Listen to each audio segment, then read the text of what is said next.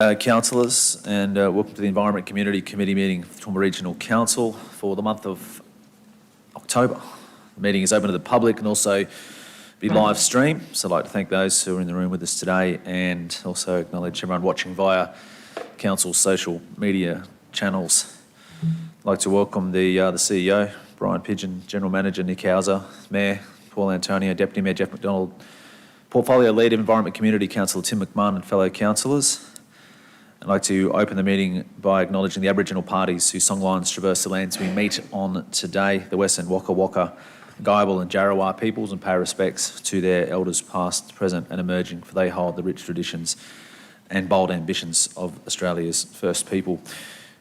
Moving to item 2, so the attendance including apologies, leave of absence. So we do have a leave of absence for Councillor Carol Taylor, so we've got that there, so we note that.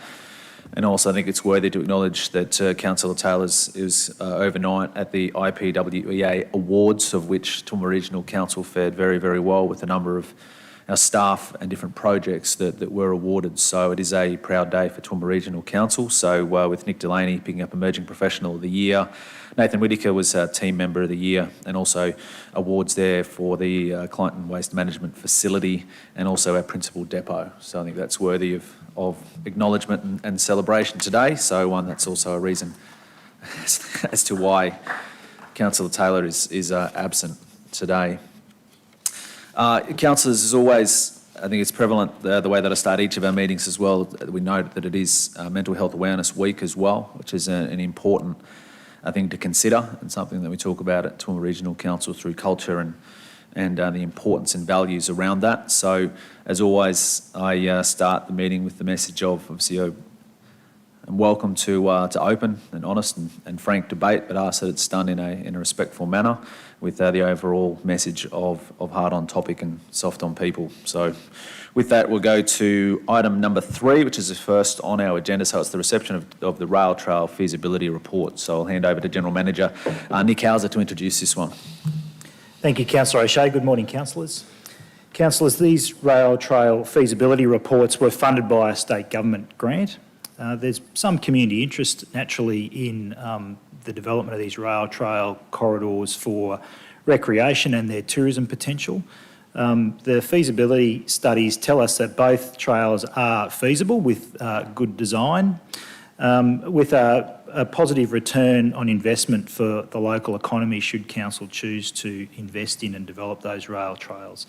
Councillors, I draw your attention to the recommendations which in particular recommendation 2, which does imply and is deliberately worded such that we would only progress with the next stage design of the rail trail projects should we first be successful in securing funding. So that's very intentional and deliberate. However, that's something that you may wish to discuss and debate and seek greater clarity around or provide different direction to us around that. But I just thought I'd draw your attention to that. We do have the team responsible for overseeing the feasibility study report and our trails experts in the room if you've got any questions of that nature. Thank you. Thanks, Nick. So welcome along to Michael Condren, so Mark Reddy and also Daniel Tay-Chan. So any questions on this one, councillors? So Councillor McDonald. Thanks very much, Mr. Chair. Through to you, perhaps, to Nick. But the only couple of things I'd like to know is just if we could put a map up of where both of those are, the Westbrook one and also the Oakey, which goes over 3 maps, I think, and just explain that might test the technology, will it, Wendy? Oh, it's fairly deep in them. I can give you a page number probably. Daniel will fix it up. Yeah, just from a perspective of looking at it on the screen, that's all.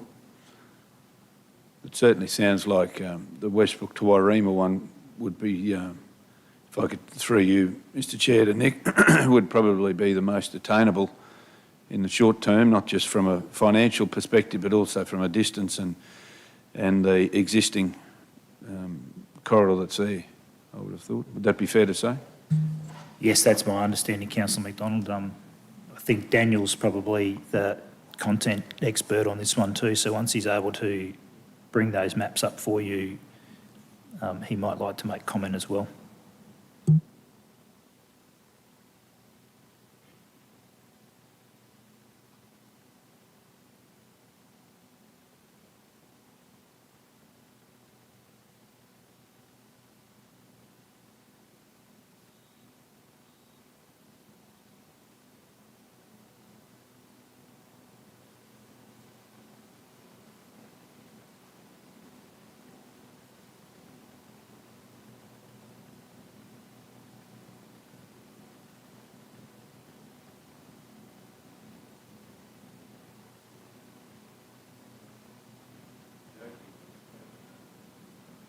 The Oakey one's page 322 on board books. There you go.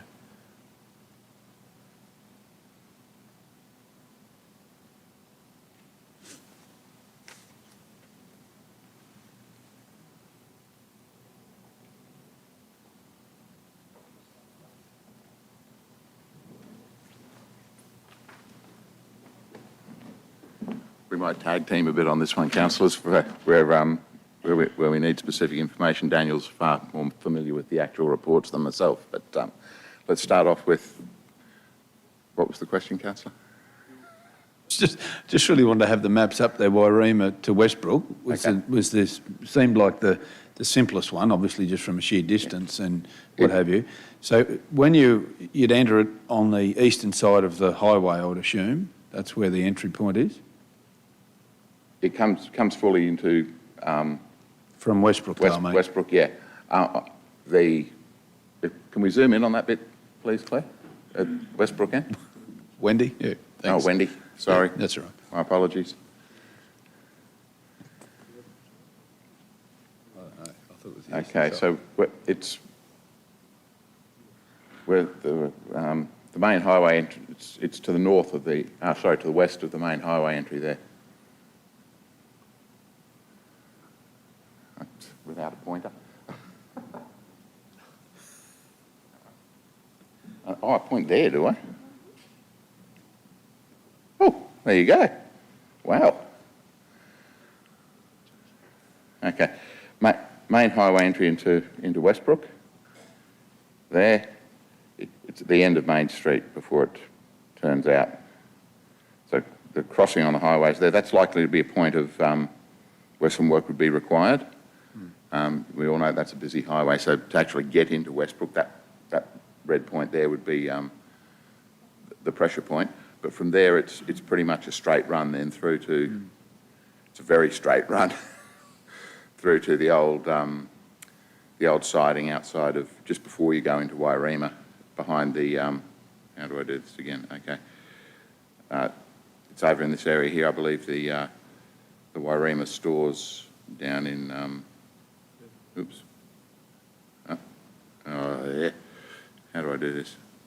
Sorry, for councillors, for my lack of ability. It's not going to go where I want it to go.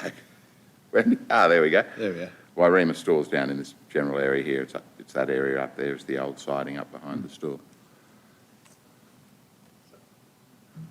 Question? Further question to that? Councillor McDonald? Oh, I've got, so you're, sorry. Yeah, no, I just want to see that. Okay, Councillor McMahon? Oh, thanks, Chair. Thanks, Nick. Thanks to your team for the work in these studies, and I think they're great. I commend them, and I think there's some amazing stuff. And that Westbrook to Wairima is only 5 k's one way, which, or 5.5 rather, which I thought it being 5.5, yes, councillor. I thought it originally was a lot further than that, and No, seems a lot further when it's a you drive. surprisingly short distance. And the other one, Oakey to Cecil Plains, you've got it stopping just short of Cecil Plains for feasibility reasons. Look, I would like to pick up on Nick's comment regarding the recommendation. And I note that we're only proceeding with these for grant funding. And, you know, that could be hit or miss in the long term. I note that we were given successful funding last year for the feasibility studies that now sit before us. I'm actually wondering, and I'd welcome perhaps Nick's and Mark your thoughts on it, if we could put the Westbrook to Wairima rail trail into a 10-year capital works plan, and then rely on the Oakey to Cecil Plains one as a need for further funding. Wondering your thoughts on that, and given that you've written a recommendation this way, you preempted this discussion in your intro, I think. Thank you, Chair. Thanks for the question, Councillor McMahon. And look, yes, we did discuss the recommendation and which recommendation to make. The staff consider this probably a lesser priority than a number of other projects that we need to try and deliver through either LGIP or other commitments that we've made. Having said that, we can always include it for consideration, the 10-year capital works program, and it'll go through the prioritisation process the same as every other project does, and that will indicate where it sits in terms of our overall priorities. Our internal initial assessment is it's probably likely to score quite lowly through that process and would need special consideration. If council was of a mind to escalate it to that, then the wording around the recommendation might be that council consider inclusion of the Westbrook to Wairima rail trail project in its future 10-year capital works projects or something like that, which is typical and consistent with what we do when we're adopting master plans. So it'd be pretty easy for me just to pull up something that we did for a master plan recently, but does that provide response, commentary? Yeah, thanks, Nick. It does. I appreciate that Oakey to Cecil Plains is another story, quite long and a fair bit of money involved, but I'm wondering if we could look at wording an alternate recommendation that gets, and I appreciate your points, it will score quite low, but I think putting it in the 10-year capital works plan for environment community may be of some interest rather than simply waiting for grant funding. I think that's going to be hit and miss and may just put the whole project on the back burner. I would like to look at a wording around putting the Wairima to Westbrook one into our funding program, and you know, after that we can come to the party on the Oakey to Cecil Plains or wait for future funding. So maybe I might need to go to some other questions and have a look at rewording number 2, or if you can offer advice on that, Nick. Sure. I'll just make one comment.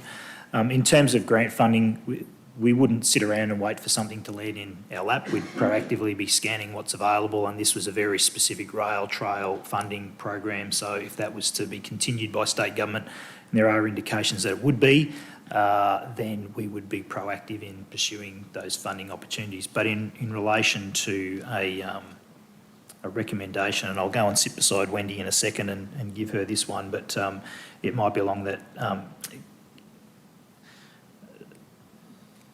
that council receive the Westbrook Wairima Rail Trail feasibility study and the report be used in the formulation of future capital works plans and operational budgets for the upgrade, development and ongoing maintenance of the rail trail, words to that effect, which is similar to what we use when we endorse master plans. I suppose we just have our mind into the grant funding and the capital works, and you know, whichever is. Thanks, Nick. Appreciate it. I've got a couple of other questions, and then obviously we'll come back to where we land with a recommendation or a motion. Councillor Shine.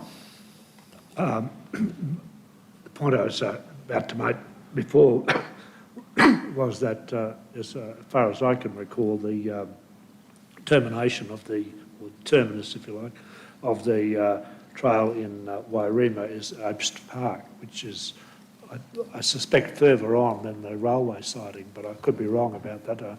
It's opposite the childcare centre and not far from the that bridge that goes over the railway line. Anyway, it doesn't matter really, but I was just wondering. So that's getting nods from that. So that's correct. Your statement there. Yeah, well, but it is what it is. So I don't really worry about it too much. But my point is, it was. I think the general manager mentioned before that this wouldn't score very high in terms of the priorities with, for example, other parks, etc. I just wonder why that is. It seems to me that encouraging active sporting or active participation and exercise of this nature for people is very, very popular. I'm familiar with the Brisbane Valley one, and it's immense popularity down there of all sorts of people, ages, and etc. I would have thought, for example, that it would be more used than the average suburban park would be. And that's why I query as to why it wouldn't score very high. The other thing is that often with government grants, etc., they are available for shovel-ready projects. So if you haven't already done that design work, then you probably couldn't maintain that it's shovel-ready. So from my point of view, I'd like to see it progress more quickly than the recommendation on screen suggests.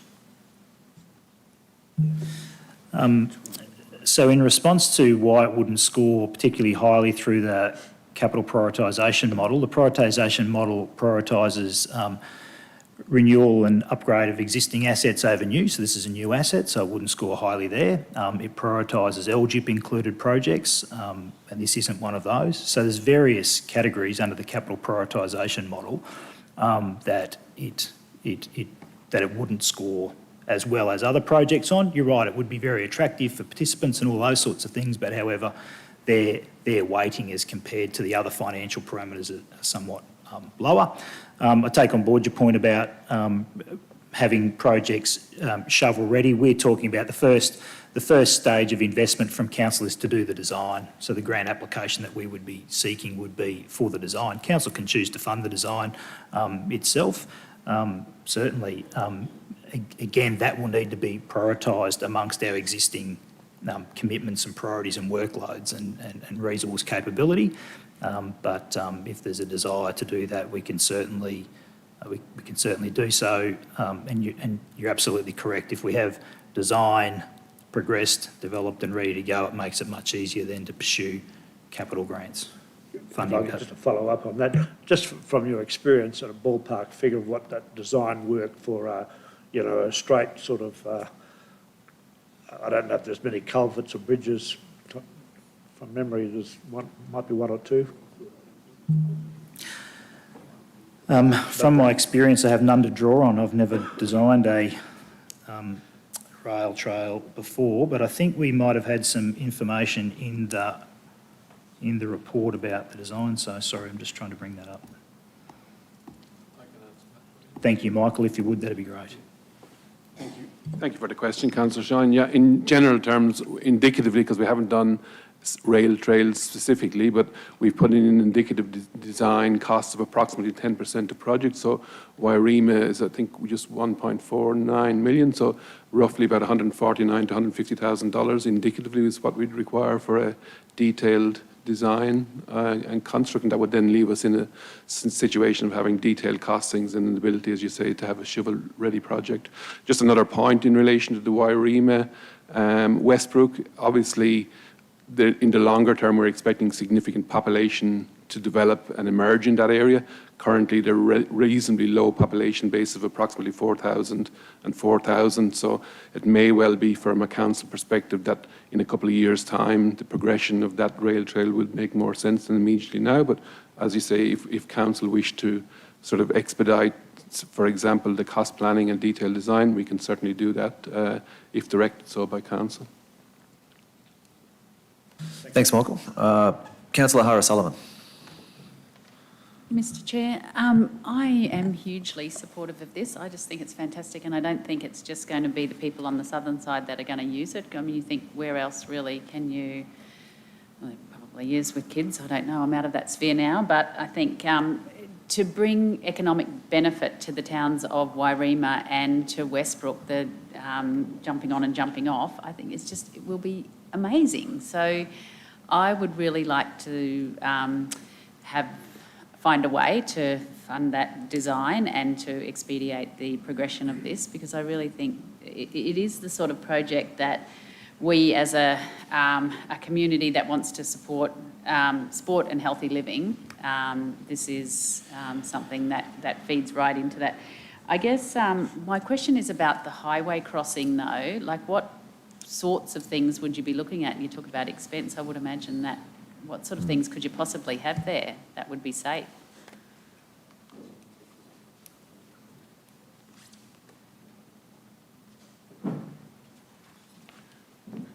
Yeah, thanks, councillor. Yes, the crossing of the highway would be an issue and is one that would need to be looked at the detailed design phase.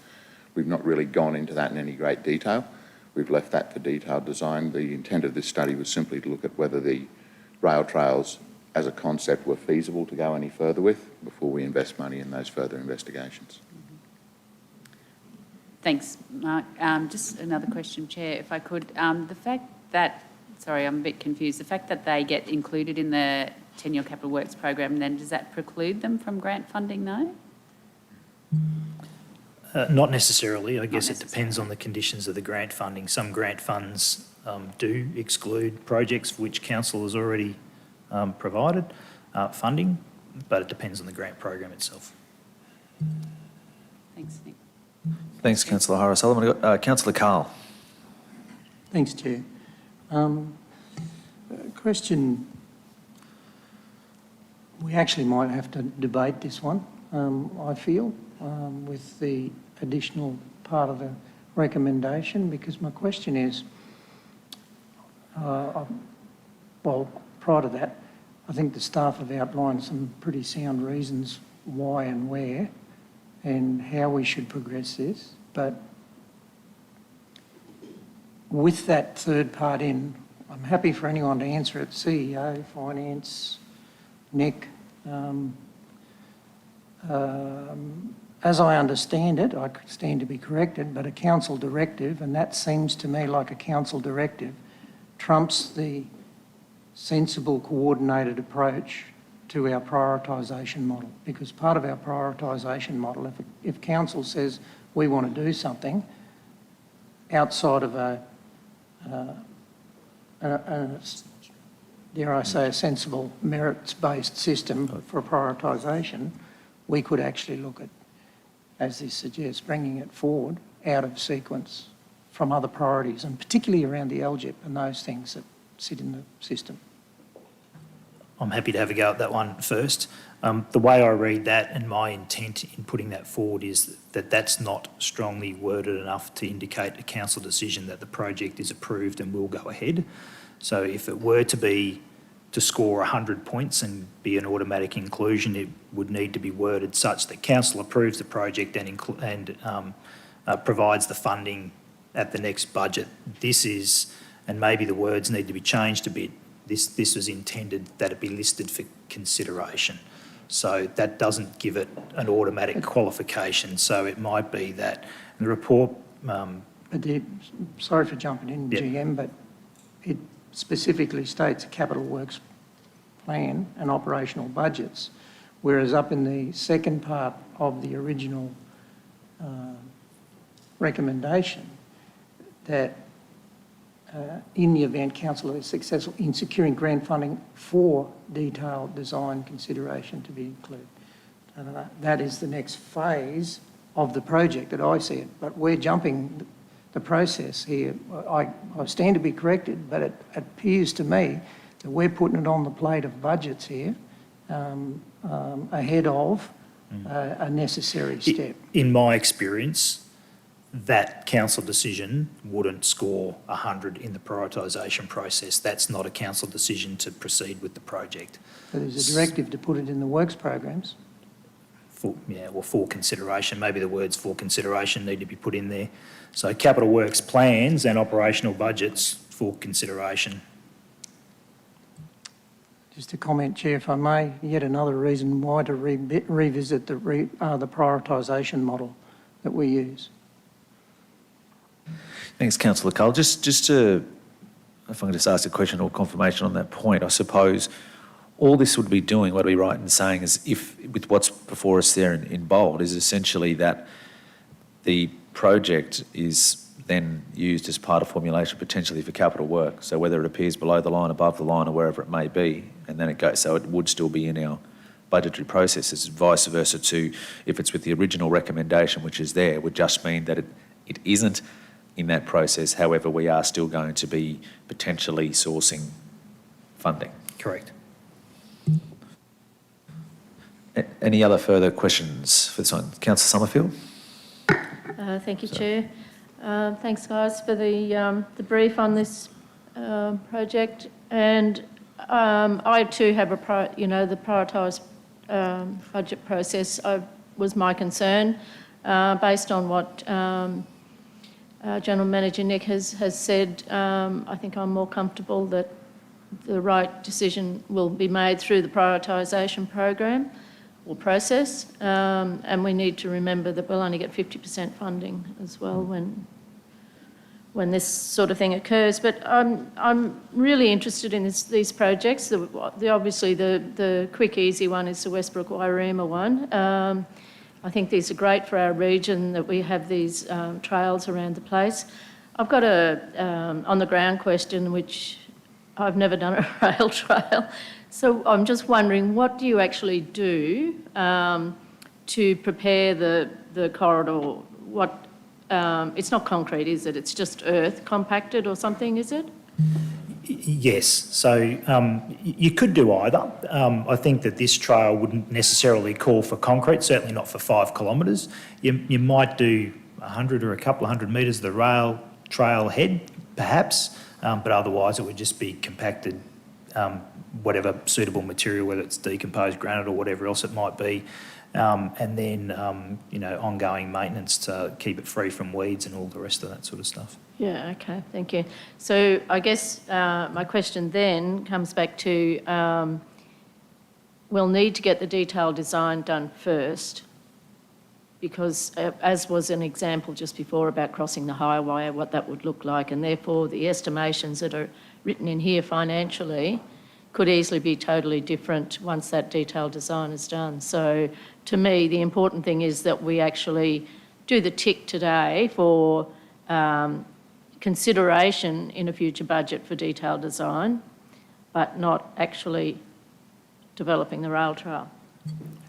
Another suggestion then that council might consider might just be around providing funding for the detailed design. So it might be that council give consideration to providing funding to complete detailed design for the Westbrook to Wairema rail trail. And so then that just would be that approximate $150,000 that we heard about before. Thanks, Nick. I think that's actually following due process. Yeah, thank you.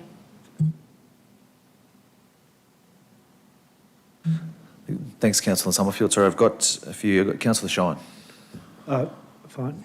Just in relation to that concern about the crossing the highway, I'm aware that in the Brisbane Valley one, the highway is crossed at Woonora without any structural alteration to, like tunnels or anything of that nature. So it may not be as fearsome as far as we might imagine in terms of costs. But I'm just wondering, this track at the moment is owned, I take it, by the state, and we'd need permission from the state to do any work on it. Is that right?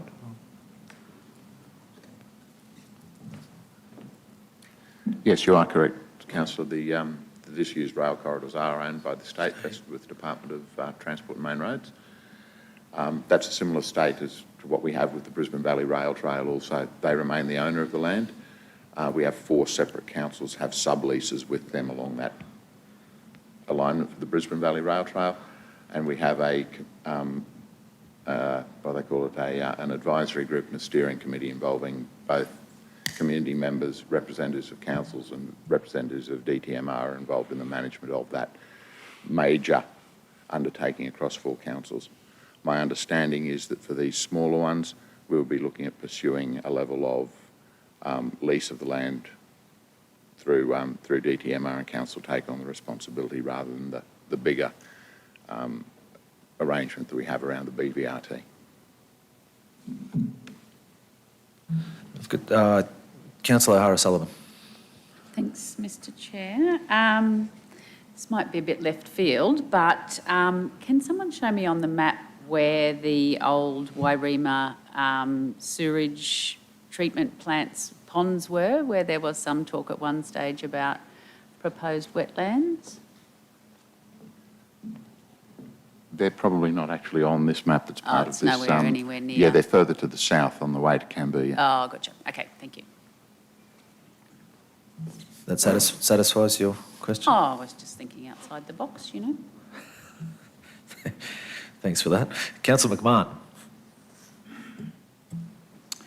Yeah, just back to the trail, the Oakey to Cecil Plains one. I'm wondering if you think stopping prior to getting to Cecil Plains to that place that I haven't actually heard of before is going to impact the overall use, having a town at each end, and if that new idea is going to override the whole idea. Just wondering some thoughts on that. Thanks for the question, Councillor. It's one that we looked at also. The advice from our consultants who undertook the study was that from a feasibility viewpoint, taking consideration for the cost of construction and the likely use to come from that, is that the section from Mondum Siding, which is the place you've never heard of, through to Cecil Plains, is far less feasible than from Oakey to Mondum Siding, because of the country that it goes through. It's very flat. It's agricultural country. It's very open. There's not a lot to attract users to it, other than if they're using it to travel through to Cecil Plains, and they have options in that regard. For that reason, the recommendation is that we consider that section from Oakey through to Mondum Siding only. It's approximately half of the distance to Cecil Plains, and slightly under half of the cost of actually doing constructing the whole So loss. just to follow up, Mark, you said there are other roads or paths or some other option from there Yeah, to Cecil that section from Mondum Siding through to Cecil Plains, it's virtually follows the road. You've got the road on one side and the rail alignment on the other. Yeah. No, I take your point and I appreciate it. I do feel a bit for the people of Cecil Plains who probably want this connected path all the way to there from Oakey and, be part of the action. But we I appreciate the feasibility. Hey, while I'm talking, Chair, if we could just bring that proposed motion up, and certainly trumping a prioritisation score around this table was not my intent, rather than having the next step in the mix, so we keep our options open to grant funding and to having a look at the next steps in our capital works. I'm very happy with that light blue as a number 3. That number 2 is there, that we look for securing grant funding and that we also give consideration to the detailed design in our capital works. I didn't necessarily need it to be the next year, Nick, but if you're happy with that, and that's process. Yeah, the blue very much highlights the point I was hoping to do, Councillor Carl, not overrule the processes that we have in place. Okay, so I think I've just got another question before I get to where we end up with the final motion here. Councillor O'Hara-Sullivan. Thanks, Mr Chair. I'm not sure who I'd direct this to. Would this be considered as part of the sustainable transport study, or strategy, rather? I'm not particularly familiar with the sustainable transport study, but my initial reaction would be I doubt it, because it's not really solving any transport problems. This would be purely, or maybe not purely, but almost entirely for recreational use. There might be some people that choose to live in Wairima and walk to Westbrook to work every day along the trail, but it's probably unlikely. Mayor Antonio. If I can just ask a question. Obviously, many of the smaller communities, particularly to the north of here, Crow's Nest, Kuya, those sort of places, had connections. Have we lost those easements over the years, or have we not? Because I think something was said before about it could be a little bit boring on a push bike between once you get onto the flat black soil plains, and I think you'd understand that if you've driven over them a few times. So I would have thought that some of the former rail easements north of here would have been particularly attractive in terms of potential for biking. Thanks for your question, Mr. Mayor. The simple answer to that is yes, most of those have been lost. They still exist as parcels, but they've largely been sold on to surrounding landholders. We did approach the Department of Transport and Main Roads for which rail corridors in our area still remained available for this purpose before we initiated the bid for these two studies, and these were the only two that we still have within the region. Okay. Thanks, Mark. If there are any other sort of questions, sorry, Councillor Shine. Just an observation, really, that with that Brisbane Valley one of the big attractions is that you've got the ability to rest overnight. There's accommodation at Toogoolawah and then at the end at Yarraman, and returning down the line back to Ipswich. Whereas in relation to the Oakey Cecil Plains one, I think Albini, the hotel, might have accommodation, but probably it's too close to Oakey, and I don't know about Mount Tyson, whether or not there's any accommodation there. There have to be at least a shop somewhere where people can get refreshments on the way, or halfway along the way. So things to be considered for the future, I would have thought. Thank you.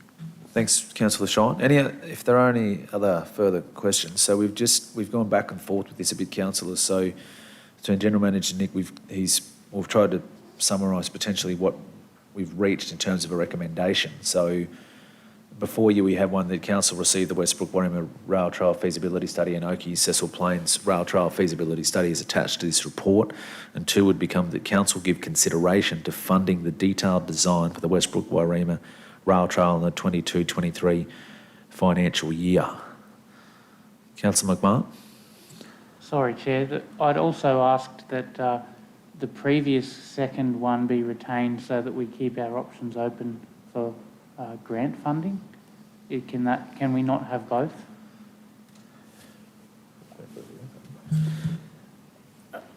It needs some rewording, I think, because number 2 starts to conflict and impact on number 3. Yeah. I'd probably be seeking some direction from council about, if I'm to have input to the recommendation, about what you're hoping to achieve there then for both of the trails, either separately and individually or jointly. Can I just ask a question on that, Nick? If we don't have 3 there, is it just given that we will always be seeking funding for projects such as this, whether there's an actual resolution to that or not? Absolutely correct. I think, the feasibility demonstrates that they're good projects and the team would be keen to see them progress. If funding and timing was unlimited and resources were unlimited, we'd absolutely be desperate to do them as quickly as we could, but it's prioritisation. But in answer to your question, yes, we would continue to seek funding, and if something became available, we'd bring that to you, Council, with a desire to progress it more quickly. Thanks, Nick. Councillor McDonald? Thanks. Pardon me. Thanks through you, Mr. Chair. I guess overarching the word funding comes to us from varying sources, including grant funding. So that doesn't preclude grant funding being part of that consideration for council as well when it gets to budget. Perhaps the third one could simply be that council continue to seek external funding through grants and other means to support the Westbrook-Warringah, Oakey, Cecil Plains feasibility studies for future decisions by council. Something like that doesn't lock us into anything, but obviously if there's grant or other funding available, then there's an opportunity to do that. That's perfect, thank you. So something along the lines of... Continue to seek external funding. Yeah. So you could... So we're looking at, what we've looked at there is the council continue to seek external funding and other means to support Westbrook feasibility. Do you have anything further, Councillor McDonald? Sorry. I was just going to add to the bottom of it too, for council's consideration at future budgets, something like that, because what you're not doing is locking in you know, someone comes to us and says, oh, here's $11.6 million to do Oakey to Cecil Plains, that will impact on our budget. So we need to also suggest that the council continues to seek external funding through grants and other means to support the Westbrook-Wairima trail development to support future decisions by council, something like that, so that it's not saying, away you go, Michael, go and get $11.6 million and come and tell us you've got it, because then we have to then trim perhaps $11.6 million off a budget. Okay, thanks, councillor. So happy with what's before us there, and that's what you're seeking? Mayor Antonio. Oh, look, I was simply thinking in the same vein as Councillor McDonald, and I'm Thanks, comfortable Jeff. with what's up there on the screen. Thanks, Mayor. Councillor Carl? Same, my suggestion was actually going to be very similar, but that's Okay. quite okay. All right, so 3 on the same track. Okay, so councillors, what we have before, you can see trail, right, same trail. Yeah, thank you, Councillor Sean. So the committee recommendation of where we've landed at the moment, councillors, is before you there. So is there any further questions or around that, or is someone willing to? Councillor McMahon? Happy to move. We have seconded Councillor Antonio. Does anyone wish to go into debate? So the motion is that council receive the Westbrook-Wairima Rail Trail Feasibility Study and Oakey Cecil Plains Rail Trail Feasibility Study as attached. The council give consideration to funding the detailed design for the Westbrook-Wairima Rail Trail in the 22-23 financial year, and the council seek to continue to seek external funding through grants and other means to support the Westbrook to Wairima Rail Trail and or the Oakey to Cecil Plains Rail Trail development to support future decisions by council. So put that, all those in favour? It's carried unanimously. Thanks, councillors, and thank you to the team for your support with that one. Daniel, Mark and Michael. Councillors, we go to the next item on the agenda for the Environment Community Committee report. Now, this one here is the Library Services review, so sharing our story to our Toowoomba Region Libraries in 2021 and beyond. So we've got Manager Library and Cultural Services, Bronwyn Herbert, here to help us with this one. But I might hand over, first of all, to General Manager Nick Hauser to introduce this item. Thank you, Councillor O'Shea. Councillors, as we're all very well aware, library services have been subject of much discussion and have been impacted by COVID interruptions, as well as our staffing arrangements and other things.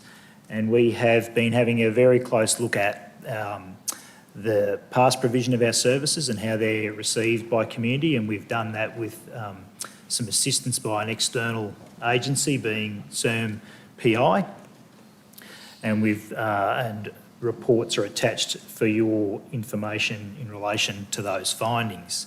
The library service is a very dynamic and rapidly changing space, and it's very worthy of our careful consideration and evidence-based decision-making around what our community is looking for in relation to library services. We're all aware of the challenges of the past 12 months, but the broader macro trends are indicating less attendances, less borrowings, less visitations, and a sharp upswing in e-resources and desired access to programs, as much as the access of physical book loans. So it's very timely and very important that we have a detailed and thorough review of the library service. Attachment 3 is an implementation plan for sharing our story, TR Libraries in 2021 and beyond. And that attachment's quite a simple document, but sets out a roadmap for us to undertake those reviews now and ongoing into the future. So there are many recommendations there that are very important, including the development of a strategic plan, reviewing and updating the existing 2012 to 2031 library facilities strategy, development of service level strategies, community engagement strategies, communication plans, and so on and so forth. So there's a lot of work still to be done. And these recommendations, as they stand, demonstrate a commitment to do that. The attachment 3, the very important attachment 3, includes timeframes and responsibilities for delivering on those things, and will require further engagement with the community and yourselves around determining some of those service levels. So Bronwyn's done a lot of hard work, mostly on her own on this with very limited additional resource support. And she's intimately familiar with the report and its recommendations and the service. So happy to answer questions and engage in the discussion. Thanks, General Manager Howes. Any questions? Councillor Carl. Thanks, Chair. Nick, at the various stages, particularly around transformation's one thing. I mean, that's short to medium term, but the sustainability one I'm very interested in. And my question is, at the appropriate gateways in that strategy, is there consideration for the procurement of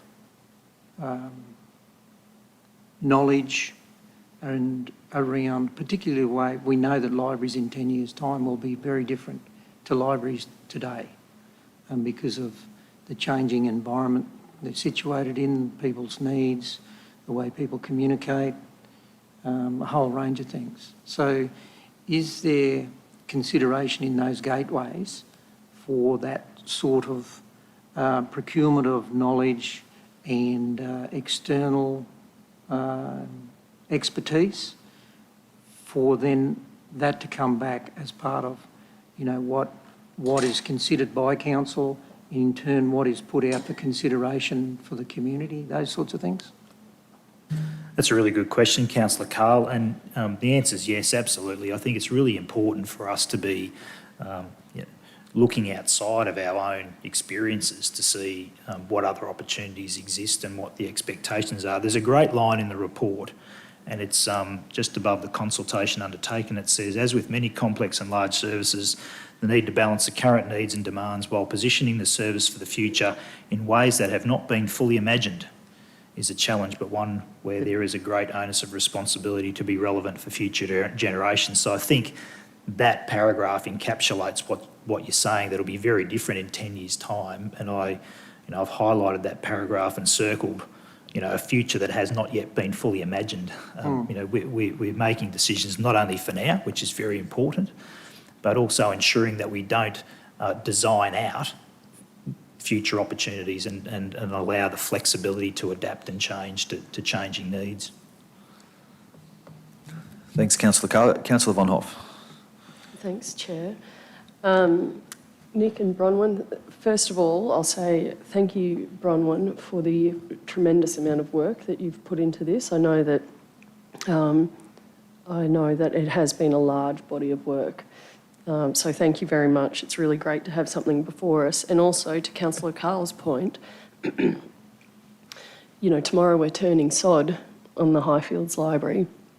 So I think, really thinking about libraries for the future, that's a big job and a big responsibility and a necessary one for us. So it's good that our heads are in this space. My questions, Nick, with the State Library Queensland benchmarks, are those, do you consider those to be a ceiling or a floor, those opening hours? And to that end, the adjusted hours that you've provided us with, some, for instance, Oakey, are well in excess of the State Library Queensland benchmarks. Can you explain the reasoning behind that, please? Yes, I'll have a go, and then Bronwyn might like to add, but I'm happy to have a go first. I personally don't consider them either a ceiling or a floor. I think they're a guide for us. And opening hours are one benchmark. There are other benchmarks around number of loans, and I'm not sure if visitations is one, but there are other benchmarks. And so opening hours is one. And I think it's a guide for us, and it certainly needs to be considerate of local community needs. So you mentioned Oakey, and I think our hours might be 15 hours in excess of the benchmark, which is It mightn't sound like much, but I think the benchmark might be 25, 20, and we're 35, so it's almost... It's 20 and we're at 35. Yeah, so that's 75% above the benchmark, but we've got other libraries where we might be 75% below the benchmark. But that community might have different needs and council's meeting those in different ways. Not going to try and guess what they might be, but not every community has the same needs. So it's important to utilise our local knowledge in coming up with the answers to those questions. And I certainly do strongly believe that opening hours on their own are not a good criteria for assessing a quality service. I think that there's much more that goes into providing a quality service, and that's what this report's tried to say. It's very difficult to say that you can't, I don't think we can judge ourselves against one benchmark alone. It's many, and it's the quality of the experience that our library visitors have. And the CERN-PI research told us that people have really good experiences at our libraries. They love our library service, notwithstanding the limited access for the last 12 months while we dealt with COVID and other matters. That we heard that loud and clear. They said we want better access. But if we set that aside, they told us we're doing a very good job. They quite like it. And you'll see, Council, at the next round of committee meetings when the quarterly operational plan updates come to you, our KPI performance around attendances and so on and so forth, and I'm just reading the drafts of those now. Our attendance numbers are about half our targets. They're alarmingly low. And so I've had a bit of a look at that to see if there's any correlation with opening hours, and there's not. They're low across the board. So even at Oakey, where we're exceeding the benchmark, the attendance numbers are not meeting our attendance targets. So that indicates to me, the evidence suggests to me that it's not opening hours that's the limiting factor for people engaging with the service, it's something else. And I'm not real sure what that something else is. That's what this next body of work is designed to help us identify and achieve. So there's something that's not working for us in terms of getting people through the door and engaging with the service. Bronwyn did tell me this morning that in her industry groups that she participates in, that's consistent across the state. Everybody's experiencing really low attendances when compared to prior years. And I think the other thing I should say is our target is set against prior years, not our COVID experience. So the target aligns to something like our 18-19 attendances. So we're currently running at about half of our 18-19 attendances, and it's not opening hours that's the limiting factor. I'll just pick up on a few of those things, if I might, Chair. I will say, Nick, that your comments about opening hours with Oakey, probably you're using a pretty small sample size of 1 from 1 to say that opening hours don't correlate with attendance. So we probably need to cast that a little bit more widely before making that as a statement of fact. Thank you, Councillor. Yes, and I have done that. So there's a number of libraries that are very close to the benchmarks, like we're talking within half an hour, and it's the same. So that was just one example, but it's consistent across all. Of course, the point about opening hours being one benchmark, I mean, that's why this report is 150 plus pages. It's not just about the opening hours, but I think that it is a reasonable, logical step that, yes, there are people who use mobile and digital services, but it's hard to have an attendance and to borrow physical books if a library's not open. And so that's why I was asking to try to understand, we are so far in excess for Oakey, and yet for Toowoomba City, we're so far under. And I didn't quite understand what you were saying about the justification for those allocation of hours. So, yeah, okay, yeah, Bron. Look, just in relation to Toowoomba City, I think the benchmark is 70 hours. Yes. So for us to achieve that, we would need to be open for 10 hours a day. Yep.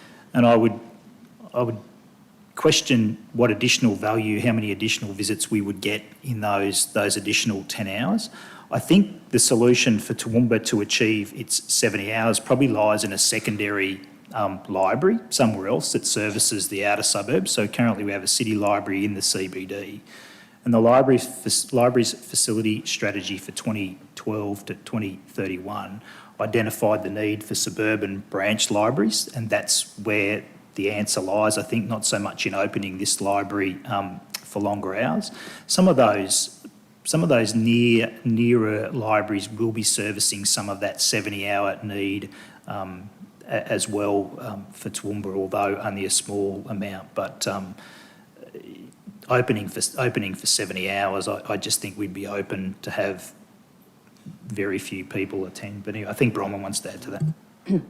Perhaps if I could just comment about the Oakey opening hours situation. So late last year, we undertook a socio-demographic analysis, and we were particularly interested in what was happening in Oakey. So all of the information and evidence from other organisations in Oakey suggested we needed to increase the opening hours considerably. So it was the result of an evidence-based process, but certainly we're wanting to do that across all of the branches. But Oakey stood out loud and clear as one that we needed to do something. So, and just further to Nick's comment about Toowoomba City, the City Library, I would be suggesting that come the opening of the new Highfields Library,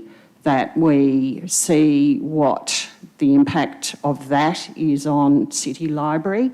We've actually looked at the opening hours from a catchment perspective, either 10 kilometres or 25 kilometres, because we know our community can visit several different libraries depending on their needs and their daily and weekly activities. So it's probably a fairly fluid situation over the next sort of 2 years. There's no doubt that the new Highfields Library will impact. So we need to monitor closely what's happening at City, and then as we continue to add more programs and services, which I think will actually draw more people in, then we can actually alight on a new set of opening hours if that's warranted. But certainly the 70 hours stands out as a very, very high number. It would take us into, we're open on the weekend, on Saturdays now, where the council wants to go down the path of looking at Sundays as well. We need to do some very clear thinking and evidence-based data collection to make some recommendations to council around that. With your indulgence, Chair. Yeah, sure, Councillor. I would, in my opinion, the idea that it's not worth opening a library for those longer hours because we wouldn't get the numbers is a flawed argument, because we as a local government provide a service to the community, and there's a really strong equity point in that.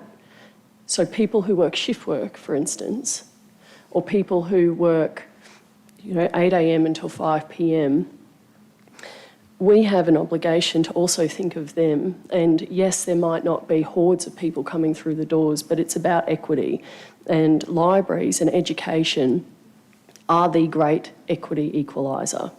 So I think we have to be very, very careful when we are making these decisions that we don't just oversimplify it to people through the door equals value for money, value, return on investment for council. We have to think about the lives of the people who are attending and the return on to them, right? So my last point, and then I'll hand over, Chair. When we're talking, Bronwyn, what you were just saying then about the 70 hours for Toowoomba City, and we have to do some thinking and some evidence-based collation of information to put those recommendations to council. Can you tell me where that is in the implementation plan, please?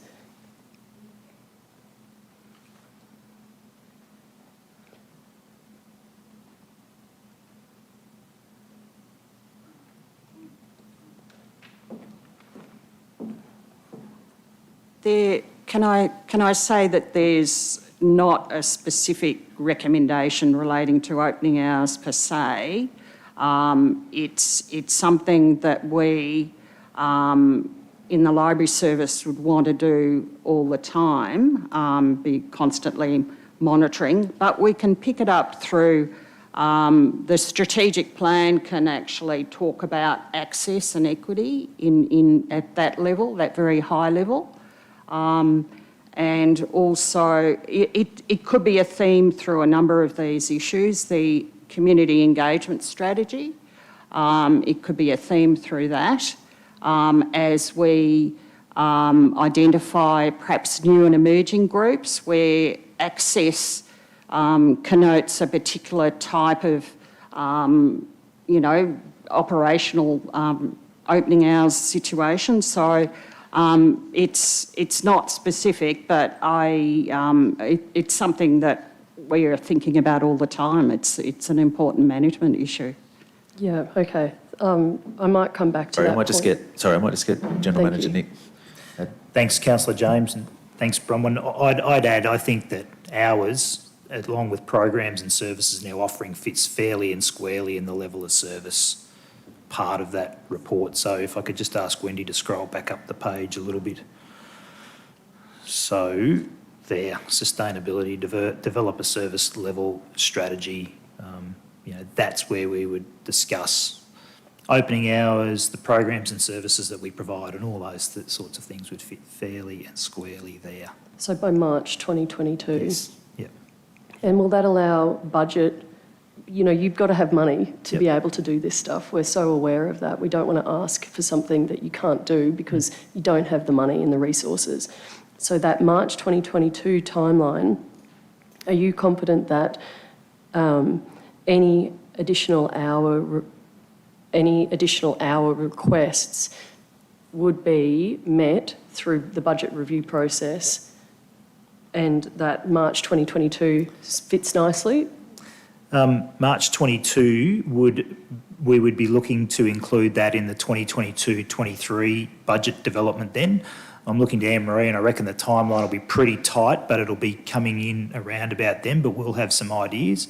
But what I would imagine we would be doing is workshopping with council throughout that, and we'd probably be presenting you with a range of service levels. So there might be a service level whose cost aligns with our current budgets. There might be a service level that seeks additional funding to provide a higher level of service, and there might be other options presented to you as well. But I'm confident that we'll have the opportunity to incorporate that into the 2022-23 budget. And then there are opportunities, and this isn't just about 2022-23, this is about ongoing. So, the opportunities there at every budget review and every new budget. Thank you very much. Thank you, Chair. Thanks, Councillor Von. I've got Councillor O'Hara-Sullivan. Thanks, Mr. Chair.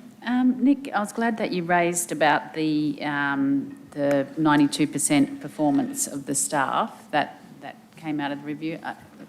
I don't sort of mean, I'm not being smart and maybe I'm just being completely stupid.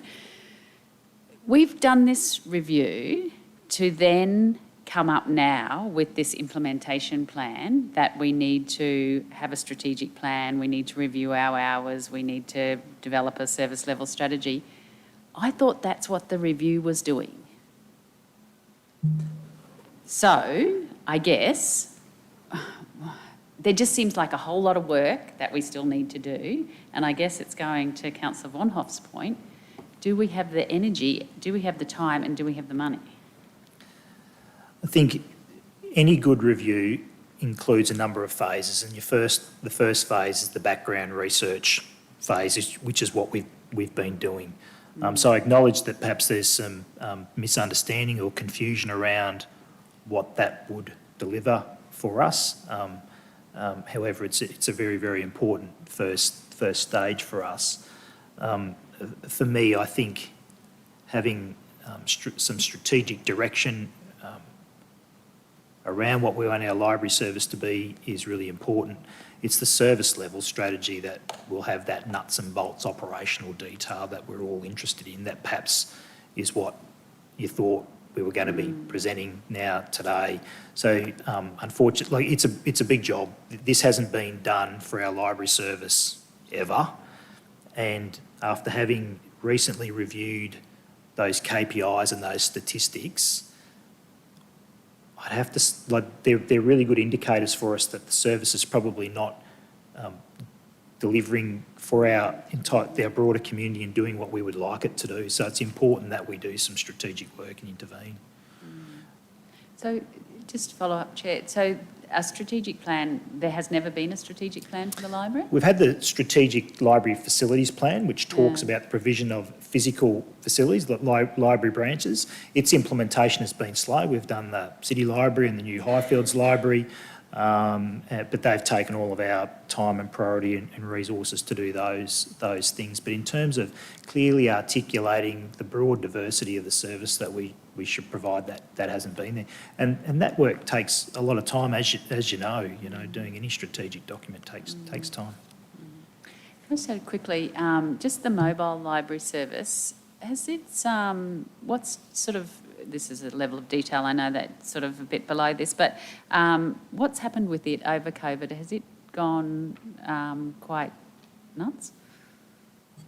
No. No? No. The mobile library, I think the question is around its performance. I looked at it this morning too. It's not achieving the targets that we would like either. It's not as underperforming as other areas, but it's, the visitations there they're not off the charts, as you would have thought they might have been. I would have thought that people might be concerned about contact and attending public places and limited access to libraries, that the mobile library take off, but it hasn't. With the review of the mobile library service, what we want to do is look at the format, because we've got a very large vehicle set up. We know that a lot of councils have moved to smaller vehicles, so have we got the right format? Are we visiting the right places? It's certainly concentrated on the northwestern part of the municipality, so it's a good chance to stand back, having done all the other pieces of work, to, make sure that we're hitting the right targets and filling the gaps in community provision. So, yeah. Thanks. Thanks, Councillor O'Sullivan. Councillor McDonald. Thanks. Sorry. Thank you, Mr Chair. Just a comment around the sustainability, and I note the first line in the sustainability talks about words such as, this is not about downsizing, not about cost cutting, and that's something, I guess, that we should emphasise, that this is through a process of trying to determine what it should look like. And I pick up on Councillor Carl's thoughts of, and it's mentioned earlier, about what does a library look like in 10 years and what it looks like now to what it did in the past. And can't help but think of the conversations that have been had at the Highfields Chamber of Commerce most recently around the excitement with the new library being in there, and around a more of a community hub or space where, new businesses or, people with ideas can go and brainstorm and think.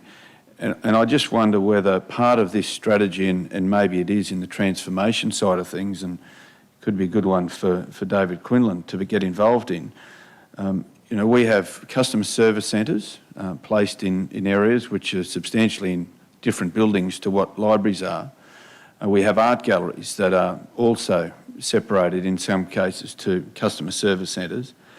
And I just wonder whether that is part of the mix of this conversation, or does it fit outside of the scope? Because I honestly see, from a visitor perspective, from a local resident, to be able to go to a library, an innovation centre, a customer service centre where you can pay whatever you need to do, perhaps even an art gallery, all combined in place, for me, is around providing a service that is for the future, not just for now. So, happy for you to comment on that, if you could, if that's part of the mix. Councillor, I think you've picked up on one of the very strong themes of the whole process, the whole report, that we do want to be thinking along those lines, whether it's in terms of knowledge building and engagement in ways perhaps that libraries haven't done. So I would suggest that we want to reach out even further in terms of partnershipping, whether it's commerce groups or whatever. Libraries can be in that space, so they may look and feel quite different in 10 years' time. I just, in terms of legacy, the recommendation, the second one, explore increased council presence in libraries as a community hub. So that's about trying to connect up across various outward-facing, community-facing parts of the organisation. So whether it's customer service, etc. And the new Highfields Library is actually a good demonstration of that. But that's all up for discussion and rethinking. We shouldn't have any barriers or boundaries around that. It's a bit of a challenge, but yes, it's a real opportunity. Oh, that's music to my ears, because I think if we keep looking backwards at records of numbers of visitation at libraries and going back to opening hours because of what they were in the past, we're being foolhardy, because we need to deliver a service that may be open Sundays in every place. It may be open out of hours more than normal hours. So I think everything should be on the table, and we're on a journey here with this, because there is great opportunity here to actually be a leader in customer service to our community and a holistic approach.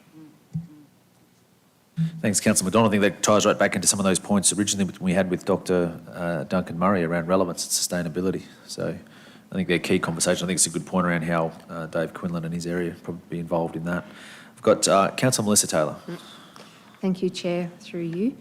Thank you, Bronwyn, and thank you, Nick. And I just want to echo the words of previous councillors, an extensive amount of work. So thank you, and I can appreciate how much you've put into that. So just two things, please. On page 327 of board books, and this is just for accuracy of the report, in the background in the second paragraph, it's got stage 4 allowed the public to browse and access public computers on a limited time basis in October 2021. Is that meant to be 2020 or 2021? Well done, Councillor. You picked up I noticed that yesterday, so well done. Yes, that's exactly right. I read the report. Okay, thank you. I just for accuracy, so no big drama. But to my second point, and I don't know if this is part of the mix now, but I really congratulate you, and as Councillor Von Hoff said, for looking into the future of our libraries, because it's really, libraries are such an integral part of our communities, and we've spoke about this at length. And they certainly are very worthy of extensive consideration. And you can tell that from the amount of conversation we've had around the table here. I certainly understand the need for transformation and sustainability. And, from a business perspective, I certainly understand those components going forward. I congratulate everyone on the 92% satisfaction rating of customer service. The staff commitment in our libraries is extraordinary, and to get 92%, I can't stress how outstanding that is. If we had 92% across my business or 92% across other businesses, you'd be flying. But I just want to talk particularly about our smaller communities, because when someone goes into a library in our smaller communities, that 92% satisfaction, I would assume, and I believe, would come from the local knowledge of local staff in our local small town community libraries. So to that end, my question is, when we're looking at staffing, and the report has talked quite extensively about, going from casual employees to full-time and part-time employees. I actually understand the worthiness of having casual employees in the workplace, so I think they're very, very much part of the makeup of our workforce today. I just want to understand and ask the question, when it comes to our smaller libraries, will we have local people running our local libraries and not have staff coming from Toowoomba out to the local libraries to do a shift? I think that the answer to that's tied within our recruitment strategies, and in our recruitment strategies we do provide weighting for people who live in those communities. So provided people with the necessary skills or aptitude, ability to learn, yes, that would be a very desirable outcome and something that we'd look to achieve. I know that there's been some instances where that hasn't occurred through the close downs and the suspension of casual contracts and all those sorts of things. So it's been a bit of a pain point in one community in particular that I'm aware of. But as we move forward here and we transition to the permanent part-time arrangements where we can, we'll be looking to recruit people to those roles. So hopefully those people who once worked for us in those local communities will come forward again and put themselves forward to be appointed. Thanks, Nick. So may I just, thank you, ask another question then. So when we are looking at recruitment and we're looking at staffing these local libraries, I certainly understand there is a skill level required, and I'm not saying there's not. Knowledge is everything, but university or TAFE training is not everything either. And as much as we want our staff to be skilled to the level that they need, does every employee or every library staff member have to have library qualifications to work in the local libraries? Bronwyn might be better placed to answer that question, but I think no. Depends on, so we have varying roles, so more senior librarian roles, yes you do, you need to have university qualifications, but we have library assistant roles where that's not necessary. So is that the right answer? Do you want to add some more? Yep, it was the right answer, but she wants to add more. Absolutely. I think it depends on the role. There are some central roles, for example, the young people's team. So there might be a library qualification, but some other qualifications. I would make a general statement that I would be wanting to encourage all staff to have some level of qualification, that they should continue to develop professionally so that they can understand all of the aspects of providing a library service. And I think this is probably outside of what you're suggesting, but there's also another interesting dimension to libraries, because they're moving much more into being community hubs. There's a whole role of other skills that we actually need to start thinking of equipping ourselves with. So we will find that we won't necessarily always recruit for somebody with a librarian's qualification, but in the smaller communities, I take your point about understanding the local situation, getting to know the local people, but council has a very positive and supportive approach to training and development, so we can assist staff to qualify or do some further training as well, so that they have a good future in the library service as well and don't get left behind. Thanks, Bronwyn.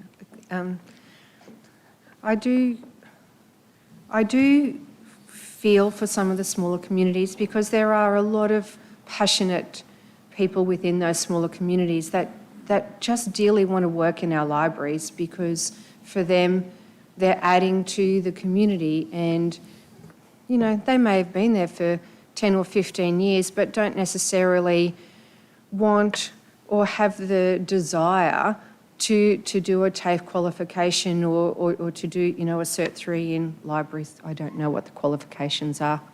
I know what a Cert 3 in driving is, but not Cert 3 in libraries. But, you know, there's a lot of passionate people in our communities that want to give, and to preclude them from giving in our libraries because they don't have the passion or desire to study, to do a qualification, I think would be really sad to not see them part of those community libraries.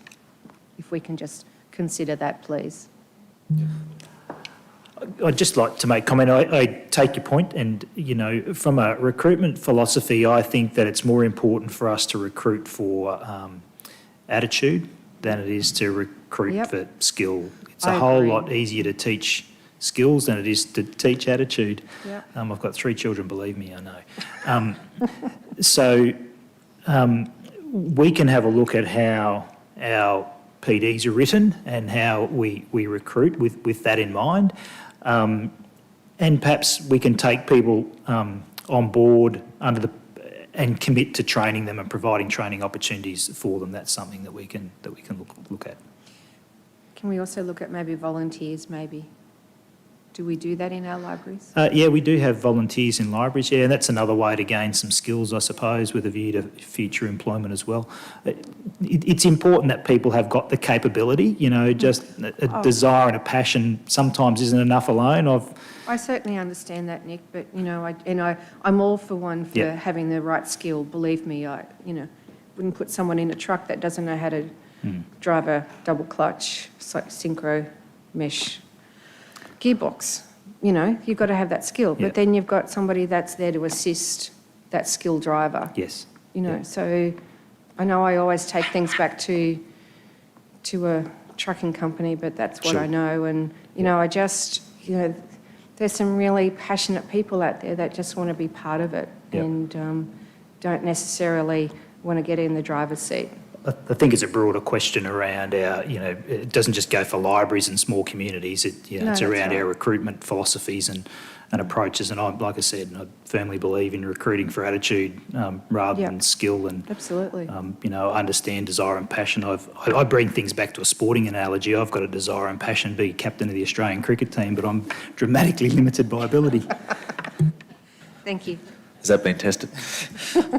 Thanks, Councillor Melissa. Councillor Summerfield. Thank you, Chair. Thanks, Nick. Thanks, Bronwyn.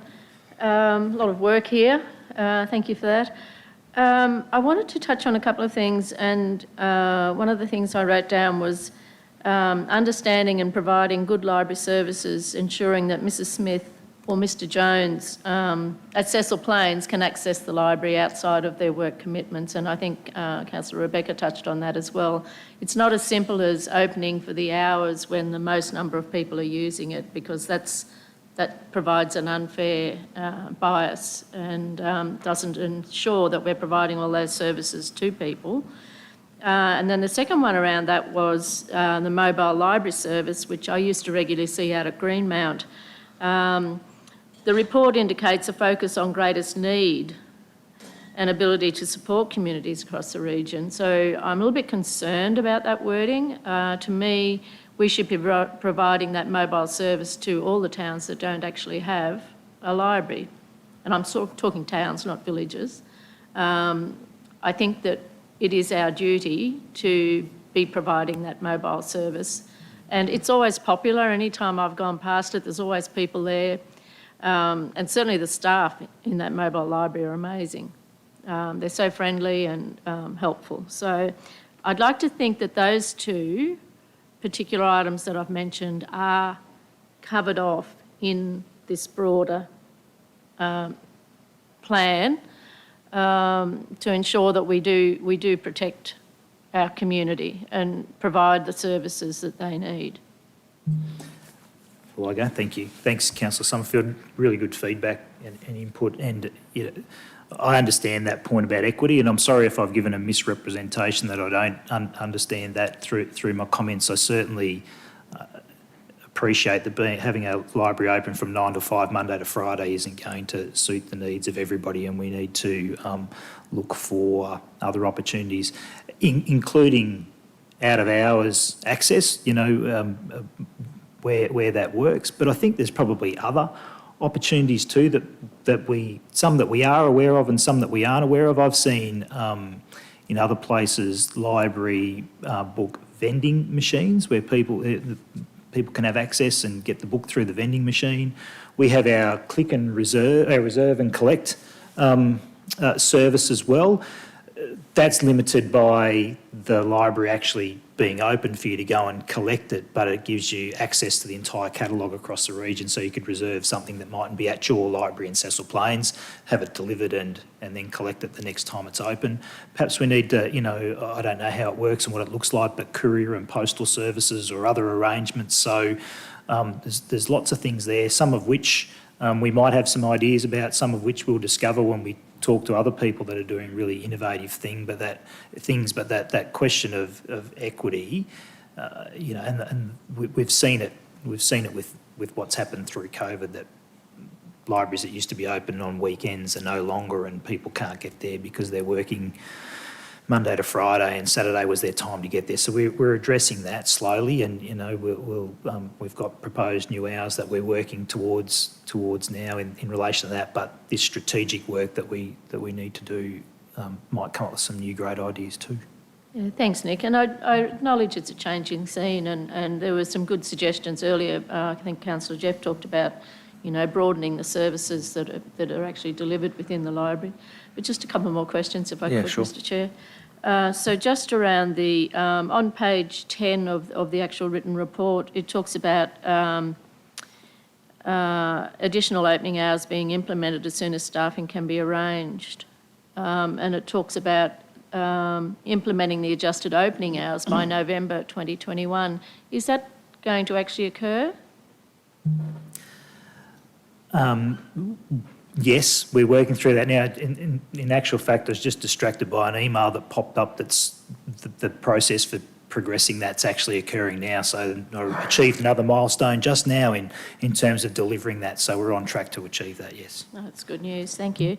So the last one is around the delegations in the report. The delegation indicates actions from this won't actually come back to us. It'll be delegated to the CEO.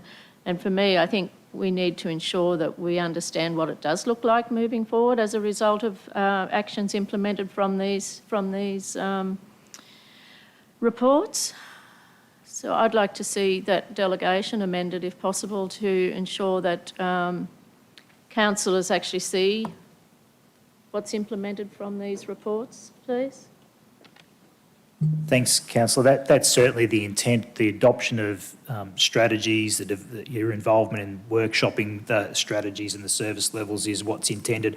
I don't read that delegation statement to say that you won't see those things again. It's just saying that anything that we do will be in accordance with existing delegations. If the delegations don't occur, they come back to council. So the CEO doesn't have a delegation to sign off on a library strategy, doesn't have a delegation to sign off on the levels of service, so they naturally have to come back to council.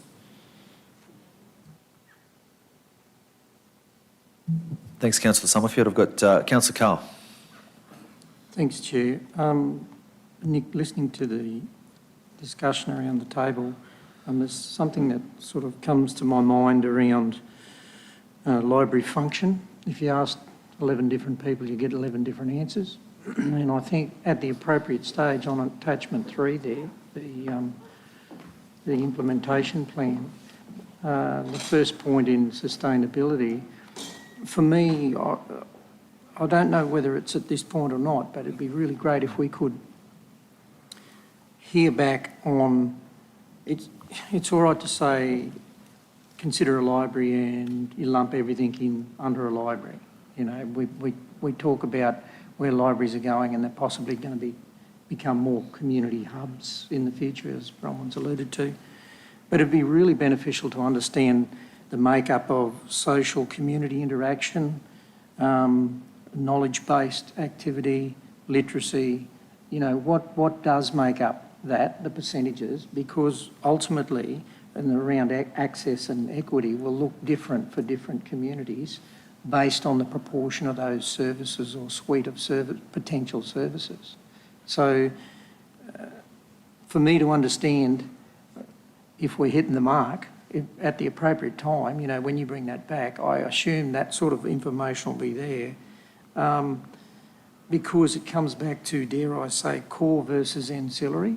And what is core? What is ancillary in the future? What we think is core now might be a small portion of core in the future. I don't know.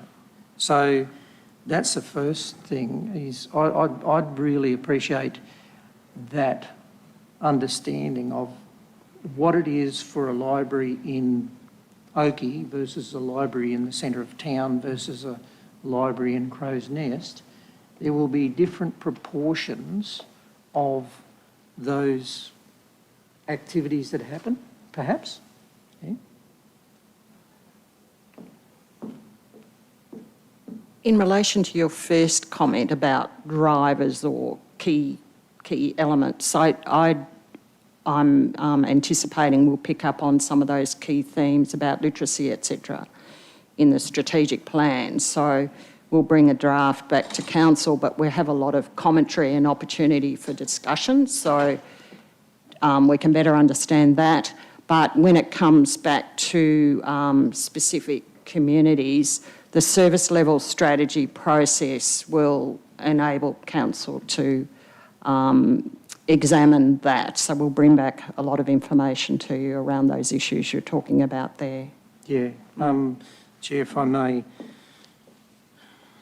I've sort of framed it in a Nick, you've alluded to the background and context in response to Councillor Megan's question about the review, and it's absolutely, if we don't understand where we've come from, what the status quo is, we don't know where we're going to. So important component. But the next step is I obviously identify the issues from that, but then that's around procurement. I'm not talking about purchasing. I raised it before about best practice, what are the suite of services in the future, those sorts of things, because it does determine our level of service. And then I've made a note here about the methodologies that we apply. In other words, with all that information gathered, that determines how we consult with the community.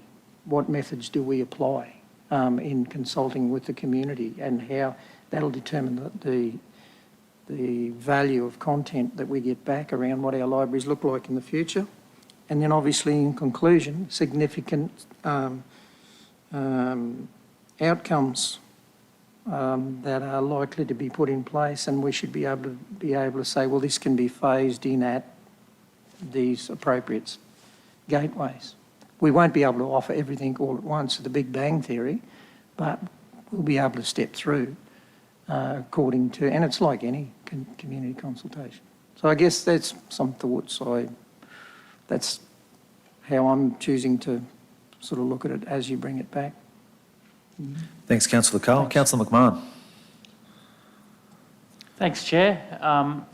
Look, can I, as everyone has, Bronwyn, commend you on this work and the amount of effort you've put in. And I think libraries has been a big issue in this portfolio over the last year. We did all the work with the community rooms and now addressing the libraries and really looking forward to getting bang for our buck. I think that in general, the idea that you have to plan for something that doesn't exist yet is exciting to me, and don't envy the job of what society may look like in 10 years and how we do that. And I've said it before, but the last thing we want is a bunch of blockbuster videos that served an amazing purpose 10 years ago, but are frankly irrelevant now. And I look forward to seeing how, even with the sod turning a brand new building starting tomorrow, that we have a shell that can be morphed inside, and the transformation side of this whole project fascinates me. Just what we'll look at. I think we went to computers everywhere a few years ago, and then they're starting to pull them away, and just how we change the way we do things. But if I could pick up on a few things concerning the opening hours. I welcome the extra hours in some of our regional libraries, and I think they're very much needed. and encourage the community out there to get out and enjoy their library in a bit more time. And the 70 hours in Toowoomba concerning that benchmark, I think that look, we are a region that's knocking on the door of 200,000 people. And if that was our only major library we had, yeah, you'd want it to be open 10 hours a day, 7 days a week. I think when we look at, we have 12 libraries dotted across the region that are, all play their really important part. We have many, many schools, most with very well-resourced libraries, and, art galleries and museums and other fascinating areas of education that come into the mix. So I don't think just looking at those benchmarks alone is the best way to do that. And with the transformation strategy, I welcome 24/7 access to our e-resources or book vending machines or other things that can still give access to education without having to open the doors. I did notice purely by coincidence, and this may speak to some of the issues raised by Councillor Rebecca and Councillor Melissa, that on Council's website at present there are 6 jobs available in our Toowoomba Region Library. Not something I get involved in, and it's very operational, and I just happened to stumble on it. But I think that's the obvious. When we open more hours, the next thing is we need more people and more money spent on recruitment. And yeah, it'd be great to be open 24/7 and have librarians there the whole time. But this obviously means more money and more payroll. And if it's a justified expense, good. But to Councillor Melissa's point, I had a look at the criteria in those jobs, and there was no need for a degree in any of them. It was hiring on attitude, not skills. So I think Council's doing that mix well, and fair enough, they were for Toowoomba City Library, not necessarily our regions. But just to, I suppose, in a package deal, this is a target that's going to keep moving and evolving over the years, and I think we're doing a really great job at giving the residents of Toowoomba Region access to the best libraries. Transformation is a great thing, and that's got to be coupled with sustainability. So thank you for all your work, and I might just leave it as a comment, but I look forward really to seeing how this plays out. Thanks, Chair. Thanks, Councillor McMahon. Councillor Von Hoff. Thanks, Chair. Just a couple of other things that have come up during the conversation of thoughts. To Councillor Taylor's point about the accuracy of the report, it talks about, in the background, it talks about industrial matters, the reasons for the closures, basically, industrial matters and also COVID, but it doesn't talk about service delivery review. And I had believed that the closures were also contributed to by service delivery review. Is that the case? No, the closures were a direct result of COVID, and the reopenings were impacted by the industrial matters that we were trying to resolve. The service delivery review at the time suggested that they were matters, and we agreed that they were matters that needed, that was opportune to address. So probably, I don't know, I would guess as an author of the report, I'm comfortable with its accuracy around that background. Okay, if service delivery review played a role, it should be included. If it didn't, it should not be included. The State Library Queensland benchmarks, we've talked about catchments a lot here today, and I'm curious, do they use a different formula to arrive at their numbers than the geographical catchments? The benchmarks are based purely on population figures. Okay. So we've taken it further, and we've worked with our strategic planning and economic development section of the organisation to do all the catchment work. So we've I guess, tried to examine and understand it a bit further, because it is a complex, and certainly the guidelines, State Library Queensland guidelines, say you should explore it more fully at your own local and regional level, which is what we've done. Yeah. Thanks, Bronwyn. It might And I hope that we get to the point when we're doing the strategy that it mirrors our waste strategy, so we can really clearly say, you know, the X amount of the population live within X amount of distance of a facility. And then it's really clear cut and well thought through and evidenced. My last question is about the back and forth with councillors. Will there be opportunities for to workshop some of these issues? Because while I appreciate what you're saying about vending machines and things, you know, we spend a lot of money, capital investment in the physical buildings, and what libraries offer isn't just a community space. It's also like there's the corporate space that it occupies, but there's also the individual space that they occupy, and that means that people have somewhere to go to do work or to read books, and for a variety of reasons. Perhaps they're children and they're in a very unpleasant family situation, and they can go to a library and it's a safe place where they can do some work and do their homework, or perhaps there's domestic violence issues and it's a place where people can go and be and do their work. So I would say that the maintaining of a space is really important, and that obviously is something that the council agrees with. Otherwise we wouldn't be investing many millions of dollars in physical places. Thanks, Councillor Vonhoff. So councillors, we've reached a point here, obviously, where there is a recommendation before us. If there aren't any further questions at this stage, I'll go to that recommendation. I'll just sort of close in saying, again, reiterate the words that many have said. Thanks to Nick Bronwyn, in particular Bronwyn and their team, for the amount of work that's gone behind this. Yep, we've said it a few times. We don't really know what the future holds, so we don't know where it ends, but we know where it starts, and it starts obviously with this large body of work, which I think is going to play a key role in, now that it's on the table, the journey that we're going on towards ultimately the outcome that we're all looking for, and that is the level of service delivered to the community when it comes to a library.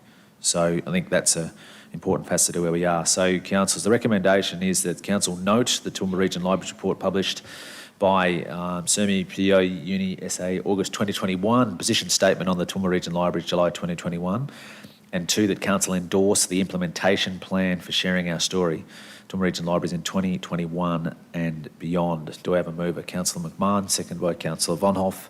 Does anyone wish to go into debate? I'll put the vote. Those in favour? It's carried unanimously. Thank you, councillors. Thank you, Bronwyn. Thank you, Nick. That completes the environment. Yes, that completes the environment community. We might just have a 15-minute break, if you don't mind. So if we come back at 11? 11's perfect, yeah. So 11 o'clock for finance and business strategy.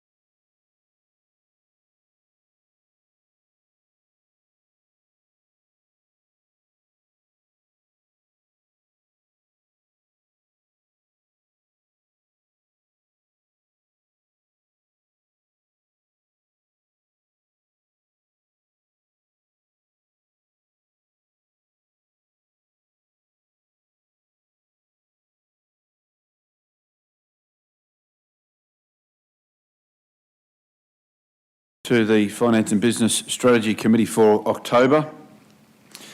This meeting is open to the public and will be live streamed. I'd like to thank those in the gallery. Thank you for your attendance today, and to CEO Brian and General Manager Anne-Marie and other General Managers and officers in the room. Thank you for your attendance. Can I begin by acknowledging the Aboriginal parties whose songlines traverse these lands we meet on today, the Western Waka Waka, Gibel and Jarrawa peoples, and pay respects to their elders past, present and emerging, for they hold the knowledge, rich traditions and bold ambitions of Australia's First People. We do have an apology, or leave of absence, for Councillor Carol Taylor, and no other apologies at this point. Councillor McMahon, I would assume, wouldn't be too far away. We'll record his presence when he gets in. I have no declarations at this stage. If there's something that crops up, councillors, then we can deal with that at that time. There is only one item on the Finance and Business Strategy Committee, which is really no indication of the amount of work that's being happened in that committee, considering we've got our budget review next week coming up as well. So with that in mind, we move to item number 3, report of the Audit Committee meeting from the 1st of September 2021, and hand directly over to Anne-Marie. Thank you, Chair. Good morning, councillors. So the purpose of this report is to present for your consideration the report and recommendations of the Audit Committee meeting held on the 1st of September. So the report documents the committee's consideration of a wide range of issues, including presentation of advice from the Queensland Audit Office, internal audit progress and internal audit reports, and the governance status report. So the recommendation is that the report be received. The recommendations of the Audit Committee meeting of the 1st of September 2021 be adopted. So the reasons for the recommendation is that the committee has a statutory obligation to monitor and review the effectiveness and objectivity of Council's internal audit function. Where necessary, the committee may make recommendations to Council about the matters that the committee considers need action. So attached to the report, councillors, is details of the discussion points that we had during that meeting on the 1st of September. You will note that the meeting considered internal audit report and activities that had been performed during the period, and the internal audit status report, the social media report, depots report, and also outstanding internal audit recommendations. There was a presentation provided by the Manager Information Communication Technology that covered Council's cybersecurity risk, also addressing data security, information assets, compliance and risk and information gathering. Also attached to the report, councillors, are the recommendations and comments from the committee, which are presented for your consideration and adoption. And those recommendations included that the Executive Manager, People, Culture and Engagement present at the next Audit Committee meeting regarding recruitment processes for the newly formed branch, PKF update and progress on the Enterprise Bargaining Agreement. And that a report would be presented to the March 2022 Audit Committee meeting regarding the transfer of the management functions and associated risk for the operations of John Darien Woolshed Proprietary Limited to Council. Also that a report be presented to the next Audit Committee meeting as to the benefits realisation management of the Charlton Depot, that emerging issues be listed in the tracking and current status of recommendations arising from internal audits, that an update be provided at the next Audit Committee meeting regarding Council's risk tolerance statement, that an update be provided on Council's succession planning and particularly the ageing workforce, and a recommendation that Council note the Committee's assessment of the internal audit.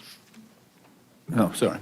Thank you, Anne-Marie, going through that. So the recommendations there come from the Audit Committee, and the purpose of today's recommendation is to, as it says, is to simply that the report be received and the recommendations of the Audit Committee meeting at the 1st of September be adopted. Effectively, that's the Audit Committee's recommendations, and Council today say we'll receive it and that the recommendations be adopted. basically a format to go through. Are there any questions, councillors, in regard? Councillor O'Hara-Sullivan? Thanks, Mr Chair. Anne-Marie, the recommendation number 5, the council's risk tolerance statement, can you direct me to where I can find that? I wasn't... Yeah, I'm happy to email a copy of that, Councillor. That's it, Councillor. Any other questions, councillors? Councillor Nett? Thank you, Chair. So just in relation to the emerging issues and the CEO update, I also had written down in my notes that the new SDO branch was identified as an emerging issue, and also the Southern Downs pipeline was also discussed. I just wondered whether they could be added to the report. They're missing. And also going to number 5 on the recommendations and comments as per Councillor Megan just raised. Has the current existing statement been circulated to the Audit Committee yet? Yes, it has. It has, thank you. So just going back to the first comment, a question, query, adding, so the items that were discussed, certainly the Southern Pipeline, Warwick Pipeline was discussed, and the new branch. Yeah, Business Transformation and Strategy branch was discussed as well. For completeness of this was audit report was written by, or authored, I should say, by Grant Wilson. We could make note of that in the recommendation, rather than adjust the report. We could make note of that in the recommendation. In number 1, receive that. Number 2, with the addition of those 2 items. Would you be comfortable with that, Councillor Nancy? So just at the end of be adopted, sorry, rather than have a second one, you could just say with the following amendments. Okay. Issues.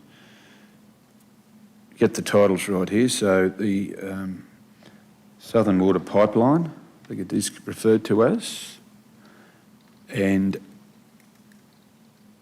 Business Transformation and Strategy.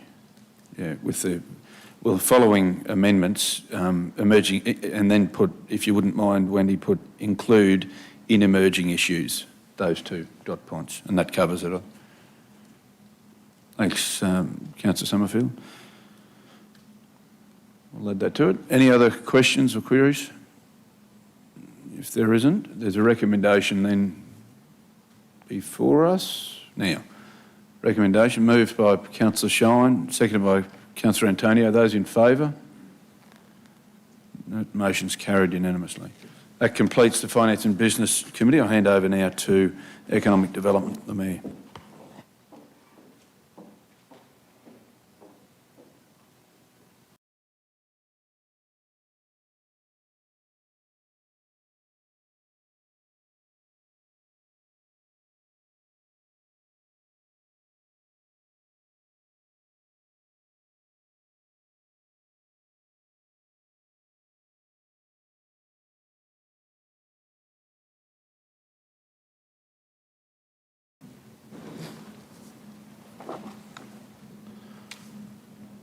Can I declare the Economic Development Committee meeting open?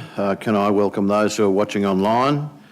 But can I begin by acknowledging the traditional owners of the land on which we meet today, the Western Waka Waka, the Guybil, the Jarrawa people, and can I pay my respects to their elders past, present and emerging, for they hold the knowledge, the rich traditions and the bold ambitions of Australia's first people. We need to recognise that the absence today, with leave, of Councillor Carol Taylor. Councillors, you would realise that after some discussion on the 16th of March at 2:21 at a lunch up in the upstairs, Mariad Sheed and myself signed an understanding that we would become a business-friendly, small business-friendly local government. That's happened. We're now reporting back to you in terms of where we've got to, and I'll now hand over to Seamus.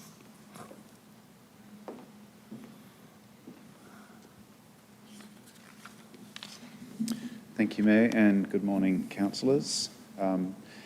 So yes, Council became a participant in the State Government's Small Business Friendly Councils initiative back in March of this year. So what the Small Business Friendly Councils initiative aims to do is, I guess, highlight the importance of small businesses to the Queensland economy, and in the Toowoomba region economy, they contribute just over 95% of all registered businesses. So that is a significant contribution to the economy and employment and turnover. And also recognising the important role that local government plays in relation to small businesses, both as a significant business in the area that we operate in, but also as a body that has multiple touch points with small business, whether it be in regulations or purchasing or other ways. So, and trying to bring those two groups closer together. And we are two very different beasts at the end of the day. Small businesses will operate very differently to local government and particularly one of our size. So through the Small Business Friendly Councils initiative, we committed to a charter that listed a range of factors or elements that we would look into and report on. And this is our first required reporting timeline, which was within 6 months of signing the charter. And the eagle-eyed amongst you may note that we are slightly later than the 6 months. However, we will be the first council that I'm aware of that is reporting to the Small Business Friendly Councils Charter.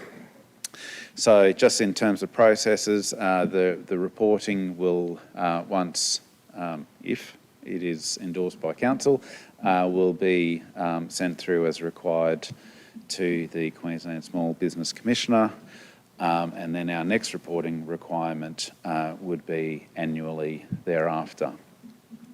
So in terms of compiling the report, we have made, I think, our best effort in trying to collate the different ways that council is endeavouring to meet those charter commitments.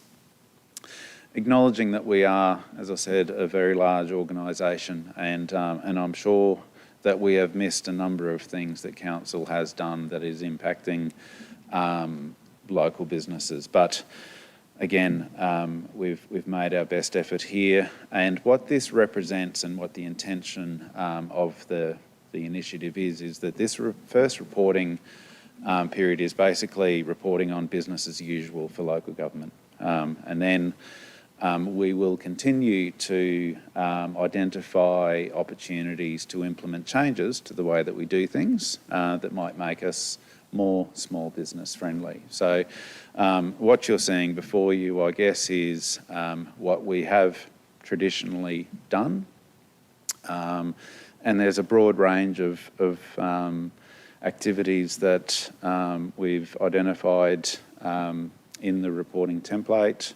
So, you know, I think the highlight for council is its commitment to local businesses through our procurement processes, and local suppliers, local businesses benefiting to the tune of, I think, of around $13 million a month on average in business from council, which is a significant contribution to the economy, changes to our payment processing, other things that we do in the course of, I guess, our normal business. So business training that we provide. You know, the grants, I think, are playing an important role in rolling out some of those local buy programs in townships. So I won't go through all of the elements that we've identified in the report, but I'll probably leave it there, and happy to answer any questions that you might have. I can just say, I think an indication of the success we've had here is the procurement policy and the figures that have been presented to us, and the increase in the amount of money that's remaining in our community compared with some of the very early figures from 2013 or so. It's changed dramatically, and I think it's something that we ought to be, it's been quite deliberate on the part of this council collectively and I think it's something that is very much a badge of honour. Any questions? Councillor Nancy? Thank you, Chair. Thanks, Seamus. Just in relation to the mobile food vendor trial, Yes. can you remind me, I thought we were concerned about the impact on the permanent food vendors, and just wondered where we ended up with that. Would you mind elaborating, please? So what we've done is we've come up with some material that we're going to engage with the business community around in conjunction with the Toowoomba Chamber of Commerce. We've held off on that, and so, sorry, the purpose of that is to understand what, if any, their concerns might be about particular elements of a trial. So just testing some of the potential options of a trial with the business community and getting their feedback, so that if we come back to council and propose a trial, that we're making sure that it is going to factor in any concerns of businesses. Yeah, no, that sounds good. So and it's great to see so much in here that, you know, we have done so far to date. But one thing that I did think of that I wondered, it may not be appropriate for in here, but I thought it was useful, was the new portal for real estate and lawyers and whatever to go in to see what property details are available. I'm not sure. What's that portal called, Councillor Emery? Real estate agent portal. I thought that might be another one that could be included, because I think that's a great service that we're providing to the community. It means that they can look at midnight or whatever time of the day that they want to look at it, and they don't have to wait for hours to be open. And of course, it's very cost effective for us as well, but it's a great service to the community. I just wondered whether that could be considered as well.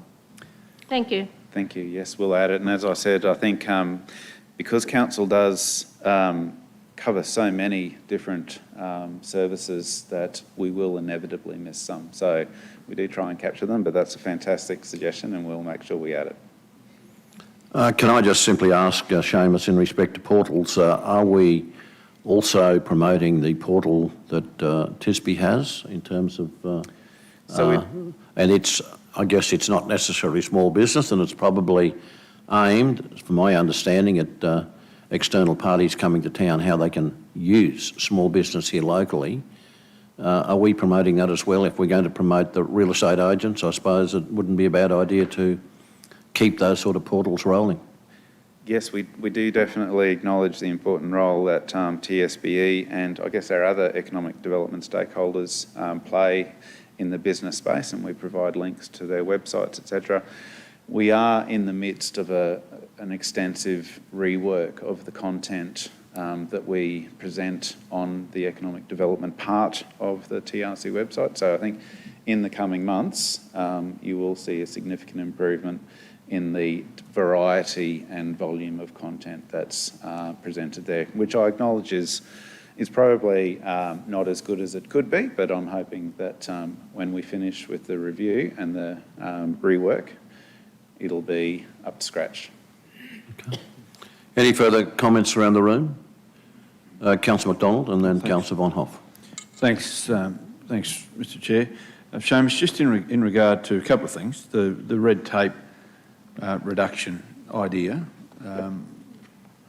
particularly interested in the third dot point, partnered with the Queensland Government to establish the Toowoomba Region Business Launchpad that creates a guide of licences, permits and other regulatory requirements from federal, state and local government to make starting new residential construction and food and beverage businesses easier. Where do we actually promote that's available? Do we have a mechanism to do that through the Chambers of Commerce and other areas? So the Chamber of Commerce is aware of that portal. So I'm 98% certain that we've got a spot for that on our existing content on our website. So we would be able to find that on the TRC website. It would be, yeah, I guess I'm just saying that might be useful to add in there. It's all right to say, oh yeah, we're partners with those people to do that, and we promote it through this fashion. Sorry, yeah. To include that in there. Yep. I mean, in my mind, the two reasons that we joined this was to improve on the very good record that we've got, and you've highlighted that in there, but secondly, to promote the things that we do.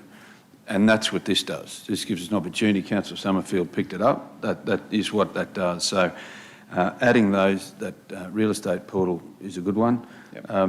Wi-Fi connectivity in our regional centres and even the economic township plans that we have, I think would also add value to this documentation because that's a fair investment, not only from council, but more importantly from the community to do that. So that'd be a couple of things I'd probably think it'd be worthwhile adding in there.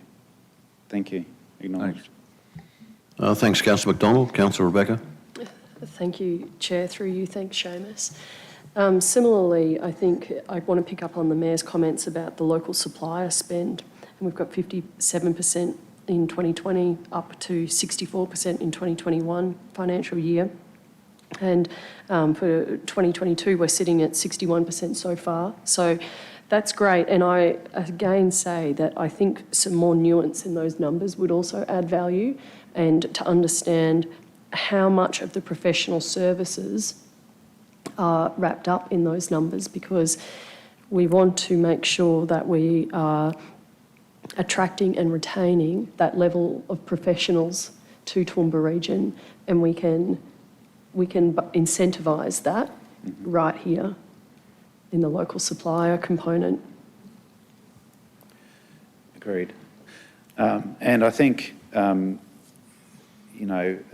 it's difficult because this is just reporting at a point in time. So we're already engaged with the procurement section of finance to run more local supplier workshops and figuring out how we can try and increase that percentage even higher than what it currently is. But agree, having a breakdown of what that spend is across different types of industries and business sizes would be, and I think also in regional communities as well, because we do have a special weighting for regional suppliers as opposed to just local within Toowoomba region, and I think that's a really good message to put out to those regional businesses, is to not just assume that because they're a small business in a small town that they can't supply to Toowoomba Regional Council, and highlight the real opportunities that there are. It's just part of our continued maturation and sophistication. What we're doing is great, and now how do we make that better? Yeah. And that's the intent of the initiative from the state government, is that it's not designed to require immediate change. And an important part of this is actually the knowledge sharing between the participating councils. So I think they're up to about 15 councils. We meet virtually, unfortunately, at the moment, regularly, and that's a forum where they encourage councils to identify what they think is best practice in the way that they do things, and to share that so that we can think about, okay, well, maybe we should think about doing this the way that Council X does it, and why don't we do it that way? And there could be very good reasons why we don't do it that way, because we can have different circumstances, different risk appetites to other councils. And that's important to note, that we're not going to necessarily be able to make all the changes that the business community would like us to change. But we need to, if we can't, make sure that we really let them know what the rationale for not being able to do that is. Councillor Shine. Just wondering whether there was any examples so far of any learnings from other councils that we can adopt. Actually, they have, so the one that's been spoken about a lot is around procurement, obviously, because that's a massive factor for government and local communities, and they have recognised the fantastic work that Anne-Marie's team is doing. So we are actually promoted as a poster child for that, which is nice. Another interesting one that's been implemented by Sunshine Coast Council is around the way that they engage with businesses that are going through construction works. So we're talking with our stakeholder engagement team about whether we could look at implementing something like what they do. Moreton Bay have a really cool process where they invite the business community to have more of a say in changes to their policies and local laws, which I think might be an interesting thing to look at. So as we go through this process, it involves, I guess, us in economic development, engaging with different parts of council, making them aware of the different ways other councils are doing things, and encouraging them to explore whether they may not be able to change their processes if they see it being of advantage. Are we mixing also with, is there any impact on the regional economic development bodies, the regional chambers? How much are we engaging with them? Because when you think about portals and about opportunities in communities, why wouldn't Crow's Nest or someone like that have a very similar portal, I wonder? And if people are looking at doing something in the Crow's Nest area, there it is in front of them, the people that can help them. So we did sponsor the Toowoomba Chamber of Commerce's, and I'm going to get the name of it horribly wrong, but they convened a workshop of all of the regional chambers of commerce. And I guess one of the requests from our sponsorship was that they seek feedback from those regional chambers that aligned with the elements within the charter, to give us feedback that we can relate specifically to the charter and that could then maybe inform the way that we address some of those regional matters. Any further questions? No. Matter of receiving that report, are there any... Sorry? I was just going to say, when it's time, I'm happy to move. Councillor Von Hoff has moved that we receive that report. Councillor Melissa Taylor has seconded that. Mr Mayor, can I just add, there's a couple of things raised that we should add to there, so can that be done before next week? Yes, it can. Thanks. That's been moved by Councillor Von Hoff, seconded by Councillor Melissa Taylor. Anyone wishing to speak against? Those in favour? Motion's carried without dissent. I'll close the meeting. Thanks very much for your attendance.